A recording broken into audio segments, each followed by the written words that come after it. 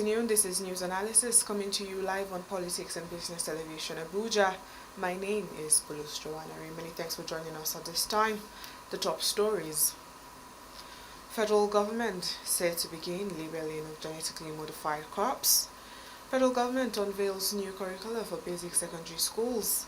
Sept tells Tinubu to reverse passport fees hike. Details coming up shortly. Stay with us.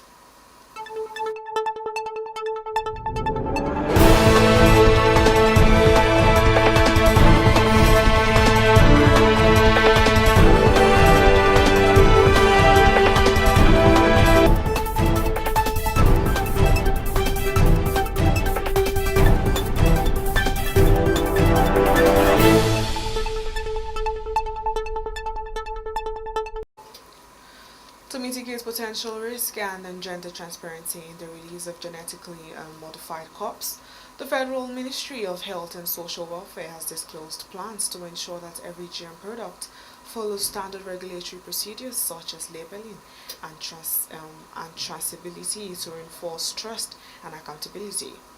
Director of Food and Drug Service, Mr. John Atanda, dropped the hint in Abuja at the GMO sensitization workshop for the Directorate officers organized by the Open Forum for Agricultural Biotechnology.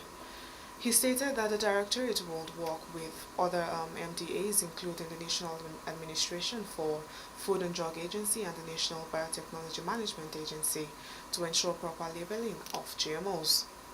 While reiterating commitment to protecting and promoting public health through safe, nutritional and wholesome foods, Atanda pledged that every product born from modern biotechnology will be held to the highest safety standards, as rigorous risk assessments covering allergenity, nutritional composition, long-term health impacts, and environmental considerations will guide the approach. Meanwhile, the Nigerian government has unveiled comprehensive curricula across basic, secondary, senior secondary and technical education aimed at reducing overload and enhancing quality learning outcomes. The new curricula will commence in the 2025-2026 academic session.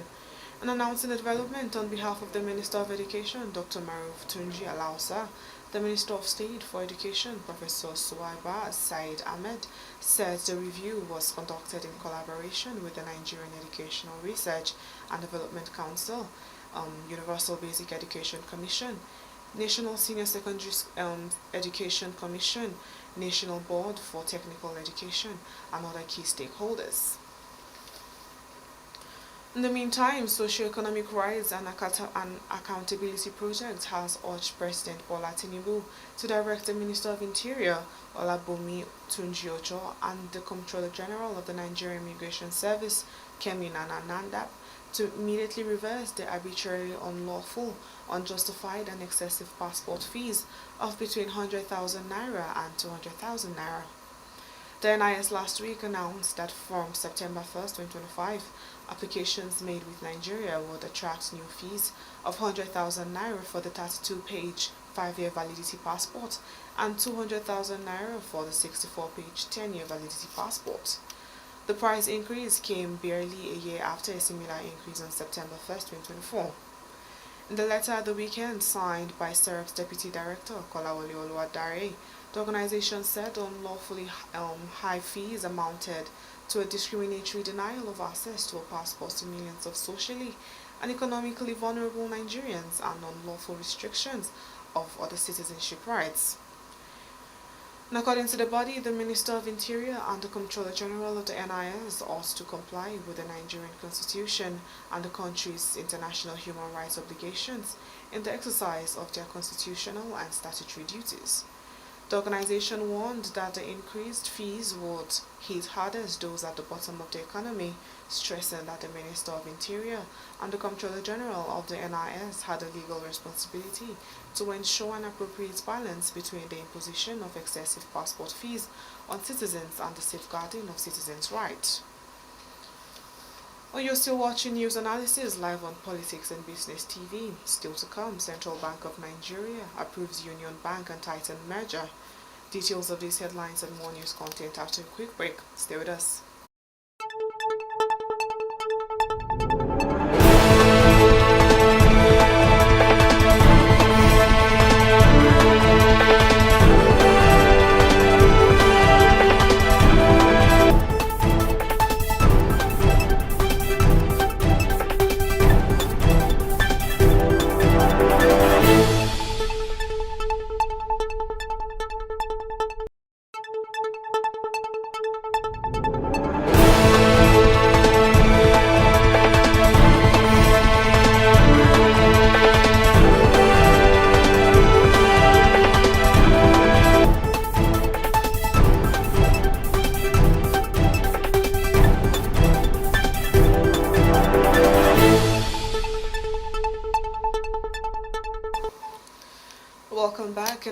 business matters, Union Bank of Nigeria has announced the successful completion of its merger with Titan Trust Bank Limited following final approval from the Central Bank of Nigeria.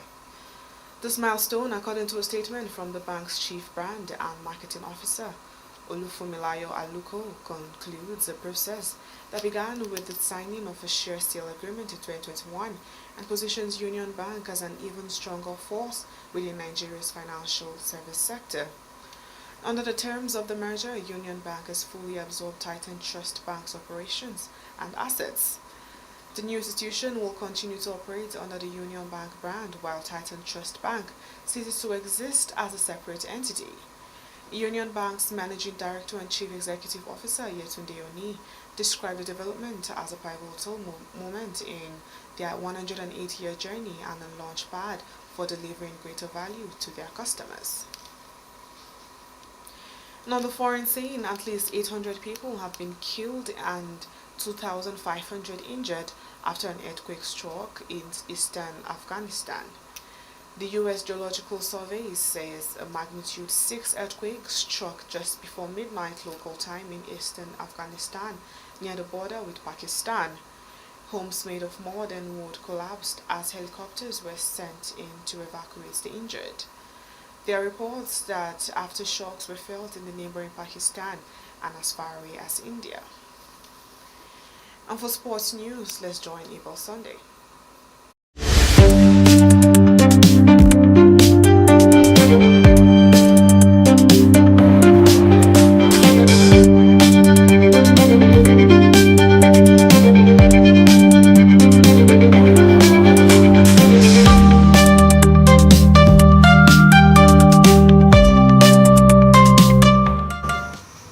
Good afternoon and welcome to P&B Sport News. I'm Abel Sunday. The 9th National Youth Games in Asaba kicked off with a bang. The opening ceremony at the Stephen Keshi International Stadium was a vibrant spectacle featuring sparked colors, music, dance and fireworks. Team Edo stole the show during the match past with their striking red and white tracksuit, symbolizing unity and strength. Many are already hailing this edition as one of the best organized in the competition's history. Over 6,382 athletes and officials are expected to participate in the games, which will feature various sports disciplines around the country.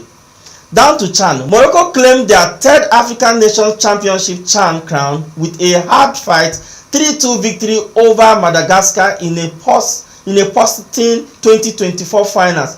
Midfielder Osama Lanlawi emerged as the hero of the night, netting a decisive brace that included a sensational 40-yard strike.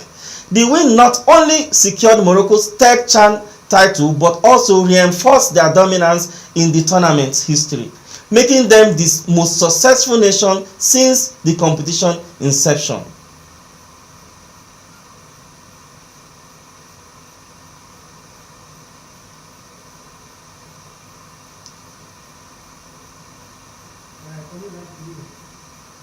That's all for sport today. I'm Abel Sunday.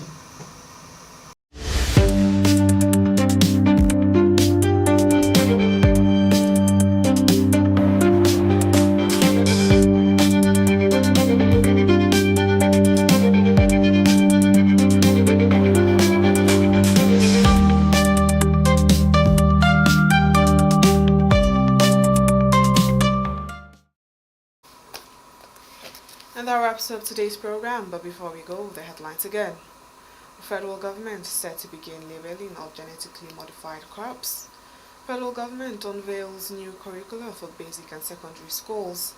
Sept tells Tinubu to reverse passport fees hike. From me, Bulus Joanna Ray, it's bye for now.